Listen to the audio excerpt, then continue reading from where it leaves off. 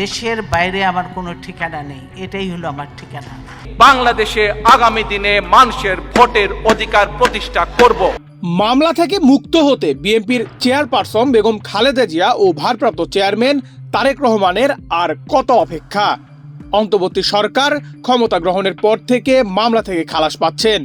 গত স্বৈরাচার সরকার 15 বছরে রাজনীতিবিদ সহ দেশের বিশিষ্ট ব্যক্তিদের নামে অসংখ্য মামলা দিয়েছিল।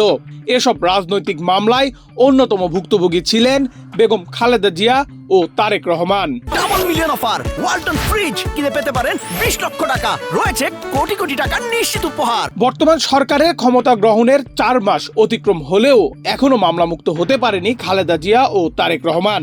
মামলার কারণে দেশান্তরী তারেক রহমান, যে কারণে দলের লাখ লাখ নেতাকর্মীর একটাই প্রশ্ন, তাদের নেতাদের মামলা মুক্ত হতে আর কতদিন অপেক্ষা করতে হবে? বিএনপির জাতীয় নির্বাহী কমিটির আইন বিষয়ক সম্পাদক এবং বেগম খালেদা জিয়া ও তারেক রহমানের আইনজীবী ব্যারিস্টার কায়সাল কামাল জানান, বিএনপির চেয়ারপারসনের বিরুদ্ধে এখনো 6 থেকে 7টি মিথ্যা মানহানি মামলা চলমান রয়েছে, আর ভারপ্রাপ্ত চেয়ারম্যান তারেক রহমানের বিরুদ্ধে 30টি মামলা চলমান। 2007 সাল থেকে তারেক রহমানের বিরুদ্ধে অন্তত 84টি মামলা করা হয়। এর মধ্যে 5টিতে দণ্ড হয় তারেক রহমানের, আর খারিজ, খালাস ও অব্যাহত পেয়েছেন 39 মামলায়। অর্থ পাচারের মামলায় বিএনপির ভারপ্রাপ্ত চেয়ারম্যান তারেক রহমানের 7 বছরের কারাদণ্ড স্থগিত করেছে সুপ্রিম কোর্টের আপিল বিভাগ। এটি ছিল তারেক রহমানের প্রথম সাজা। জিয়া অরফারেন্স ট্রান্স দুর্নীতি মামলায় ঢাকার একটি বিশেষ জজ আদালত তারেক রহমানকে 10 বছর ও সাবেক প্রধানমন্ত্রী খালেদা জিয়াকে 5 বছরের কারাদণ্ড দেন।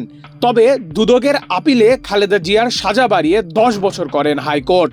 জ্ঞাত আয় বহির্ভূতভাবে সম্পদ অর্জন ও সম্পদের তথ্য গোপনের অভিযোগের মামলায় তারেক রহমানকে 9 বছর ও তার স্ত্রী ডক্টর জোবাইদা রহমানকে 3 বছর কারাদণ্ড দেন ঢাকার সিনিয়র বিশেষ আদালত। বঙ্গবন্ধুকে রাজাকার ও পাক বন্ধু আখ্যা দিয়ে বেশ কিছু বক্তব্য দেন তারেক রহমান। এতে বঙ্গবন্ধুর সম্মানহানি হয়েছে জানিয়ে নড়াইল জুডিশিয়াল ম্যাজিস্ট্রেট আদালতে তার বিরুদ্ধে মানহানির মামলা করা হয়। এই মামলায় নড়াইলের আদালত তারেক রহমানকে 2 বছরের কারাদণ্ড দেন। গত 5 আগস্ট শেখ হাসিনা সরকারের পতনের পর খালেদা জিয়ার বিরুদ্ধে থাকা বেশ কিছু মামলার খারিজ হয়েছে। এর মধ্যে নাশকতা ও মানহানির 23টি মামলা খারিজ হয়েছে। খালেদা জিয়ার যে 2টি মামলা নিয়ে বেশি আলোচনা ছিল, সে 2টি মামলা হলো জিয়া অরফারেন্স ও জিয়া চ্যারিটেবল ট্রাস্ট দুর্নীতি মামলা, কারণ এই 2 মামলাতেই কারাদণ্ড ভোগ করতে হয়েছে তাকে। এদিকে আওয়ামী লীগ সরকার পতনের পরের দিনই দুর্নীতির এ 2টি মামলায় খালেদা জিয়ার সাজা মওকুফ করেন রাষ্ট্রপতি। বিএনপির সংশ্লিষ্টরা জানান, দেশবাসীর প্রত্যাশা ছিল 5 আগস্টের গণঅভ্যুত্থানের পর বেগম খালেদা জিয়া ও তারেক রহমান সহ নেতাকর্মীরা সব মিথ্যা মামলা থেকে মুক্তি পাবেন। দলের সব নেতাকর্মীর মিথ্যা ও গায়েবী মামলা প্রত্যাহার করা হবে। কিন্তু এখনো মামলার খড়গ পতিত আওয়ামী লীগ সরকারের শাসন আমলের মতোই অনেকটা স্থির হয়ে আছে।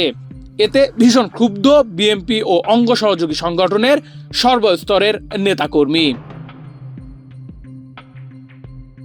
নেহাল আহমেদ প্রান্ত, বাংলাদেশ প্রতিদিন।